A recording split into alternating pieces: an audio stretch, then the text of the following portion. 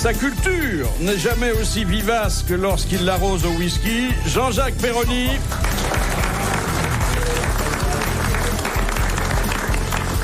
Il est du bois dont on fait les Stradivarius de la rigolade. Éric Logérias. Il aime tellement la plongée qu'il la pratique aussi dans les barriques et dans les corsages. Carlos.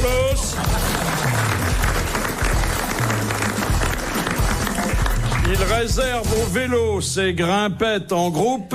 Jacques Bellutin. Pour lui, la vie est un théâtre et ses contemporains des figurants. Francis Perrin.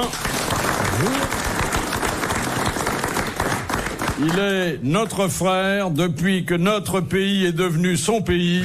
Enrico Macias. Alors, parlons un petit peu, même si c'est un retour en arrière, mais le sujet pourra s'en accommoder, de la Gay Pride. On va venir. Et c'est pour ça que vous voulez revenir en arrière? Qui a été extrêmement réussi, bien que Enrico n'y ait pas figuré. J'ai remarqué votre absence. Vous m'avez pas vu là-bas? Non. C'est toi la grosse poule? Oui. Avec les plumes? Mais bien sûr. Moi je l'ai reconnu. J'ai chanté « Ah, qu'elles sont jolis les garçons de mon pays !» Oui. Mais attention, et surtout que ça démarrait de la Porte Dorée. Hein. Ouais. Porte Dorée, en général, tu descends là pour aller aux eaux de Vincennes avec les mômes, quoi. Tac, tu vas à Porte Dorée, t'es pas au courant. T'as ton lacet défait, tu te baisses, t'as comme les singes après. Hein. C'est vrai. Et vous, Francis, vous avez manqué aussi à la cérémonie. Oui, parce que j'étais avec vous ce jour-là. Mais vous étiez sur quel char? Moi, j'étais en bonne sœur avec des porte-jartelles. Ah, et en échasse. Oui. C'est pour ça que je n'ai pas reconnu. Première citation que nous envoie Monsieur Cellier. Qui a dit de l'amour? Un coup d'œil, un coup d'épingle, un coup d'éponge. Oh là. Un romantique. Un coup d'épingle. Oh non. Indélicat. Un Français, d'abord? Oui, bien que cette personne ait disparu. C'est un garçon. Non. Ah. Femme. Oui, ah bah, il n'y a pas le choix. Ah bah quoi? Attendez, il y a la Gay Pride, attends. Il a raison de poser la question. Colette. Non. Marguerite Duras. Non, c'est antérieur. Antérieur. Louise de le Villemorin. Non. Louise de Villemorin, non? Georges Sand. Non. Alors là, c'est postérieur. Ah, Non, ça c'est la Gay Pride. Sarah Bernard. Sarah Bernard. C'est une bonne réponse. Il l'a connu aussi. Enrico Macias, qui fait une rentrée culturelle très remarquée. C'est bien, Enrico. Je me surprends moi-même. Non, mais vous excusez pas, hein. Non, c'est vrai que c'est un raccourci. Un coup d'œil, un coup d'épingle, un coup d'éponge. Le plus méchant, c'est le coup d'épingle. Ah oui. Ah oui, elle minimise quand même. Et pourtant, sur les épingles, il n'y a pas de chat, c'est sur les aiguilles. C'est vrai. Mais ça s'écrit pas pareil. Et voilà. Et puis, je voudrais tout de suite vous soumettre la deuxième citation envoyée par Monsieur Desroches de Groslay, qui a dit... Qui c'est le Groslay? Non, Groslay, c'est la ville, oui. La ville où il habite. D'accord. C'est pas Elton John. Qui a dit « Les spectateurs sont jaloux des comédiens parce qu'ils s'imaginent qu'ils couchent avec les comédiennes. » Ce qui est rigoureusement exact. Sacha Guitry. Francis Perrin. Sacha Guitry. Eh ben oui, c'est une bonne réponse de Jean-Jacques Perroni. Il faut dire qu'il a beaucoup donné, lui. Hein. Oh, il a donné, oui. Ah oui. Mais pourquoi vous autres comédiens, vous aimez principalement les comédiennes? Bah parce qu'on les fréquente tous les jours. Attends, la comédienne avec qui je joue tous les soirs pendant 2 ans. Ah bon? Si Vas-y. Hein? Bah, je sais avec qui t'as joué pendant 2 ans. Non mais je veux dire, tu peux parler toi. Alors ça, s'il y a un mec qui peut parler, s'il y a un mec qui peut fermer sa gueule, fait de l'ouvrir. t'aurais mieux fait de te taire là quand même. T'es pas dans la mouise, là. Là t'es pas dans la merde. Est-ce que vous pouvez mettre la liste sur Internet? Enfin. Oui, chaque fois qu'il dit bonjour à une comédienne, elle est enceinte. Il y a peut-être une autre raison que Jean Cocteau évoquait quand il disait, à propos des amours corporatistes, on va généralement se coucher avec des gens qui s'endorment à la même heure que soi. Ben voilà. Voilà. Absolument. Eh oui. Bien sûr. C'est vrai, d'ailleurs. Et Jean Marais, il disait pareil. Oui. Oui, c'est normal. Régine disait aussi, ils sortent avec les mecs, ils rentrent avec les grosses. Parce que c'est vrai que les mecs, elles mangent une tranche de jambon, un peu de flotte, et puis on se couchait parce qu'ils doivent être maquillés le matin, et puis il y a une grosse au bar qui fait « Ouais, ça va, et bon. » Comment elle fait, la grosse? Répétez-nous. Philippe Bouvard sur RTL, 4h, 4h30, les grosses têtes dans la nuit des temps. Petit retour dans le passé, c'était il y a 4 ans, quand il est revenu parmi nous. Jean-Yann, exceptionnellement, racontait une histoire. Ah oui, c'est le mec qui avait gagné une tortue à la foire, là, c'était bien ça.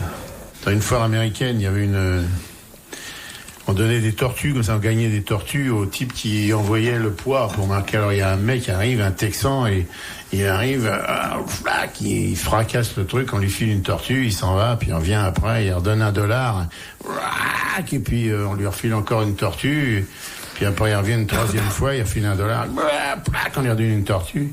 Arrive la 4e fois, et le mec a plus de tortue, alors il cherche un truc, il lui file un ours en peluche, il dit non, j'aimerais mieux un sandwich comme tout à l'heure.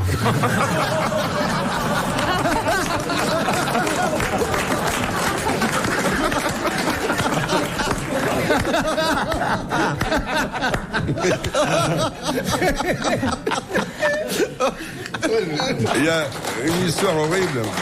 C'est une histoire polonaise récemment. Il y a un mec bourré, un polonais d'ailleurs, qui rentre à 5h du matin chez lui, il sonne, et sa femme vient l'ouvrir.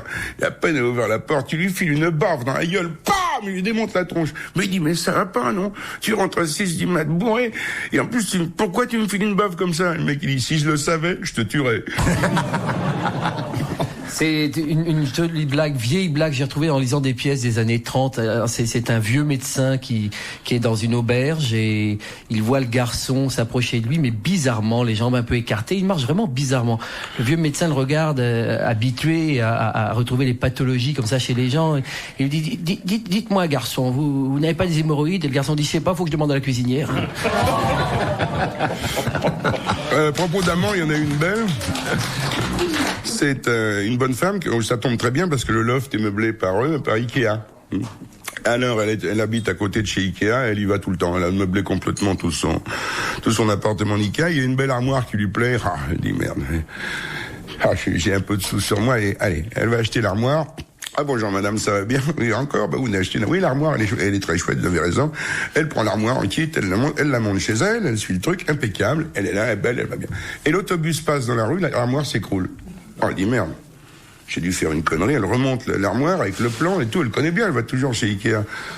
Elle est contente, elle est belle, l'autobus passe, c'est quoi, merde, elle téléphone chez Ikea, elle dit écoutez, je suis emmerdé là, cette histoire. Je vous ai acheté une armoire superbe, et je la monte, j'ai tous mes meubles Ikea. Et puis à chaque fois que l'autobus passe, elle s'écroule. On dit, écoutez, madame Duval, on vous connaît bien, ça m'étonne beaucoup. Écoutez, on a justement un spécialiste suédois d'Ikea, qui on vous l'envoie. Il y a un très beau mec blond, super qui arrive, qu'est-ce qu'il y a, madame, l'enveloppe, parce que ça se passe mal. Regardez. Il monte l'armoire, en 30 secondes, il dit, voilà. Il dit, mais vous allez voir. L'autobus passe, l'armoire s'écroule. Le mec, il dit, merde.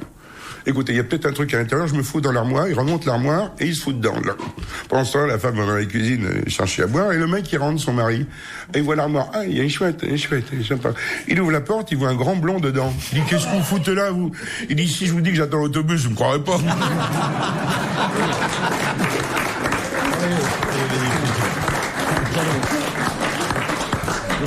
C'est deux vieilles dans la rue. Bonjour, Mme Ferblantier, ça va? Bon, ça va. Votre mari, Monsieur Ferblantier, va bien? Oh, m'en parlez pas, il a passé 15 jours dans le coma. Ah bon, il a eu beau temps?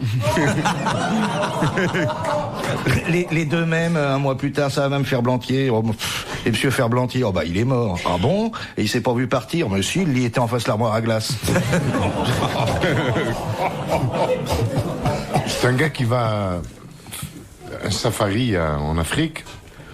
Et puis, il voit une toute petite guenon qui venait de naître. Alors, il dit à son copain, je vais la prendre avec moi, je vais faire un malheur à Paris et tout. Il dit, mais non, t'engages pas à la prendre parce que c'est interdit, on peut pas, tu pourras jamais la prendre avec toi dans l'avion et tout, c'est interdit. Il dit, ça fait rien, je vais me débrouiller, je vais la mettre dans mon slip et ça va passer comme sur des roulettes. Et il la met dans son slip et il monte dans l'avion. Et l'hôtesse, elle passe, au bout d'1 heure de vol, elle voit le gars allongé comme ça, et il fait « Ah, ah, ah, ah, Giscard. Elle va voir le pilote, elle dit... il y a un gars, peut-être qu'il est malade, je sais pas, j'ose pas lui demander. Et puis, elle repasse, le type, tout à fait normal, bon, ça se passe bien. 1 heure plus tard, elle repasse près de lui.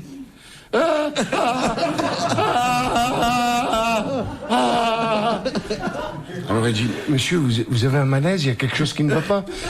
Il dit, non, je vais vous dire la vérité maintenant qu'on est dans l'avion.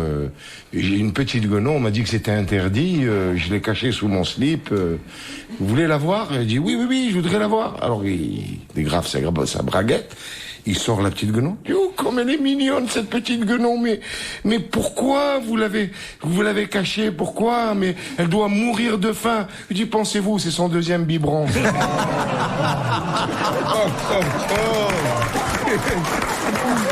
ben voilà. RTL, 4h, 4h30, dans la nuit des temps des grosses têtes de Philippe Bouvard. Elles sont 6, vos grosses têtes, dans la nuit des temps du 25 juin 2001. Avec autour de Philippe Bouvard, Jean-Jacques Perroni, Éric Logérias, Jacques Balutin, Francis Perrin, Carlos et Enrico Macias.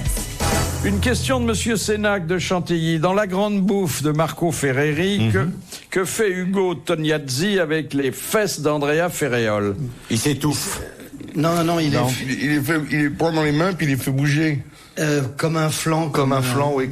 Comme une gelée anglaise. Oui. Oh, ça se tenait mieux que ça, hein. Non. Comme un dessert. Il les mange. Oui. Il mange dessus. Il s'en sert comme d'une assiette. Non. Il met des spaghettis Mon père. Il met des spaghettis puis... Ah non, il les met sur la tête, sur le visage. Non. Il pleure dans les fesses. Je vous rappelle qu'il s'agit de La Grande Bouffe. Oui. Et la là, farine. Et il les met. Il a tartine avec des trucs. Non, il l'assied sur une tarte, hein, c'est ça? Exactement. Voilà. Il lui permet de mouler, non pas un bronze, mais une tarte. Oui, bravo Philippe. Eh ben, Oh, c'est élégant. il fallait que ce soit dit. Elle était très belle, quand même. Moi, j'adore Andrea Ferreol. Elle était très belle, Très belle. Oh, elle était très érotique. Pulpeuse, oui. Elle était pulpeuse. Elle l'est toujours. Ah oui. Elle est j'adore. pulpeuse. Puis elle est pas maigre, hein. Elle est pas belle, douce. belle. Non, Philippe. Elle est pulpeuse. Elle est pulpeuse, voilà. Mais je suis sûr que si les pâtissiers utilisaient cette méthode... Ah, il y en a qui font ça. Il y en a qui font, mais vous avez pas vu. Ça se voit. Si vous voyez les miches de certaines pâtissières. Ah oui. Mais ça serait des tartes au poil, là. C'est pas pareil. Elle a un gros de goût, ta tarte, là. Oui, c'est la pâtissière. Oui, c'est... Question de Madame Beauvais. José? Non. pour Jacques Balutin, s'il est là, Il est là. dit Madame Beauvais. Bonjour Madame Beauvais. Quelle montagne a-t-elle été fatale au cycliste anglais Tom Simpson? Le Mont Ventoux. Dans le Tour de France 1967. Le Mont Ventoux. Oui, c'est le Mont Ventoux. Et c'est une bonne réponse de Jacques Balutin. Il y a Et je peux vous dire qu'elle est souvent fatale à tout le monde parce que à partir du moment où on passe devant la stèle qui est installée pour rappeler sa mémoire, il reste 2,5 km avant le sommet et on s'en rappelle de ces 2,5 km. Dans 15 jours, je le monte. Ah oui? Oui. Tout seul? Oui. Hélas. Avec une ambulance comme un non, mais avec beaucoup de peine. Non, mais on te suit ou pas quand tu fais ça, non? Non, pourquoi faire? Non, ça on me suit facilement. Parce que à l'allure où je grimpe, tu peux me suivre en courant, mais je le monte tous les ans le jour de mon anniversaire avec 2-3 copains. Combien de temps vous mettez? Du Mas des Vignes en bas, je mets 1h56. Ah oui. L'année dernière, j'ai mis 1h56. Mais tous les ans, vous mettez un peu plus, oh, non? Oui. Oh, oui. Ça, c'est un blâme que les autorités de Dublin ont infligé à des organisateurs de courses de lévriers qui avaient donné du Viagra à leurs chiens pour les faire courir plus vite. Mais il faut dire qu'il y avait des chiennes qui couraient devant. Hein. Ouais. Le Viagra augmente le rythme cardiaque des chiens. Ouais. Et peut-être celui des hommes. Oui, mais vous avez lu, vous n'avez pas lu cet article? Il y a une chose qui est passée sous silence à l'avènement du Viagra. Et la première fois qu'on a découvert le Viagra, c'est aux États-Unis. Et il y en a un qui a pris du Viagra, et ça marchait tellement bien qu'il a augmenté les doses, Au bout du 3e jour, il en est mort. on n'a jamais pu fermer son cercueil. Monsieur Bandalaise, question. En 1912, pour quelle spécialité le baron Pierre de Coubertin fut-il médaillé d'or? L'escrime. Non. La lutte gréco-romaine. Non, je sens qu'on va patauger. La poésie. Voltige aérienne. La poésie, exactement. Voilà. Il y avait un concours de poésie et il avait été le lauréat. Bonne réponse de Jean-Jacques Perroni. Eh oui, les sportifs, ils pensent qu'au sport. Heureusement qu'on a chez nous un homme... De qualité. Ah oui, ça me hante pas le sport. Non, on peut pas dire, non, ça. Mais il en fait. Essayez de lever le coude toute la journée comme ça. Vous allez voir à la fin de la journée. Il y a le Vous marathon. allez voir à la fin de la journée. Si vous n'avez pas l'épaule qui est... Il y a des fois, je suis obligé de changer de main. Oui, mais ça se voit. Mais ça se voit, mais c'est bien équilibré. Maintenant, t'as les deux épaules exactement pareilles. J'ai des fourmis, des fois. Eh oui. Et vous savez qu'on fait le marathon des leveurs de coude. 42 bars au lieu de 42 kilomètres, en heure d'Antoine Blondin. Avec ce merveilleux mot de Denis Lalanne qui avait dit Antoine Blondin avait choisi de lever le coude pour ne pas baisser les bras. c'est Et il y a l'histoire du mec qui cherche, qui veut boire un café, vous connaissez ça, il veut boire un café, il rentre dans le bistrot, il y a personne, il tape sur le comptoir, il regarde derrière le comptoir, il voit le patron en train de se faire la petite serveuse. Bon, il dit pardon, excusez-moi. Il va aux toilettes, il ouvre, il voit la patronne en train de faire une gâterie avec lui. C'est pas possible. Bon, il rentre dans le truc du téléphone, il y a le garçon qui est en train de se faire mettre par le plongeur. Alors il n'arrive pas à boire un coup, il sort, il voit deux chiens en train de s'enfiler, il ouvre la porte d'un coup de pied, il jette les clébards, il dit tiens, il y a votre enseigne qui vient de se casser la gueule.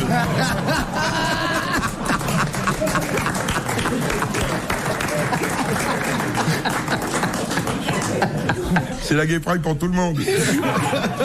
Question de zoologie, mais pas facile. Pour quelle raison le mille-pattes, malgré son nombre de pattes, est-il moins rapide que la plupart des autres insectes? Parce qu'il est vertébré? Non. Heureusement qu'il n'a pas rencontré de vieilles gens courts. Tu te rends compte, les paires de bottines? Parce que les...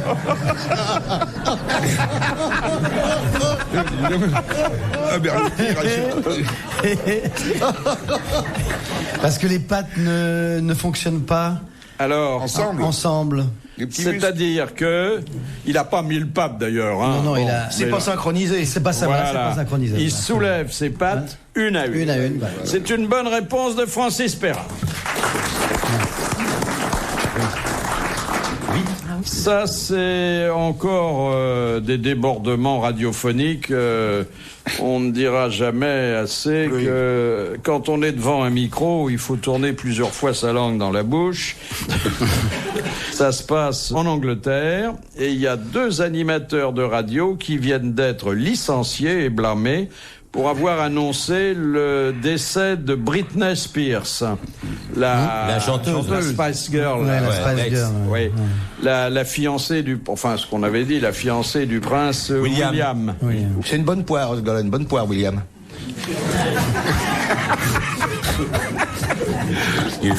J'avais annoncé sa mort et celle de son petit ami dans un accident de voiture.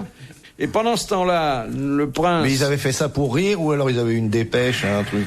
Non, ils ont fait ça pour s'amuser. Ah oui, c'est drôle. Et pendant ce temps-là, le prince Harry, le plus jeune... L'homme qui vous veut du bien. Oui. Tu l'as vu le film?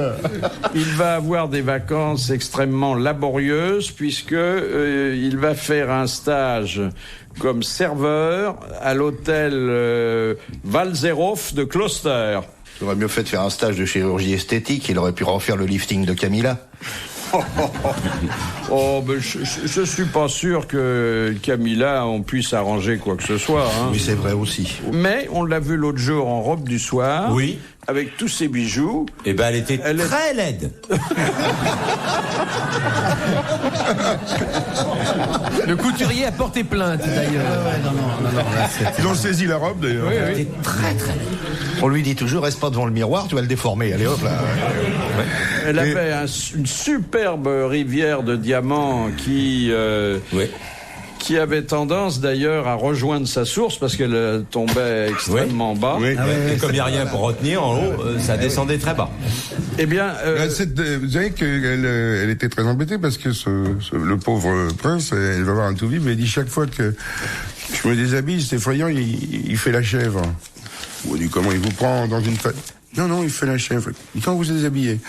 C'est incroyable. Oui, ça me gêne, c'est quand même mon amant et tout. Il fait la chef. Déshabillez-vous, madame. Elle se déshabille, elle tombe, il fait bé.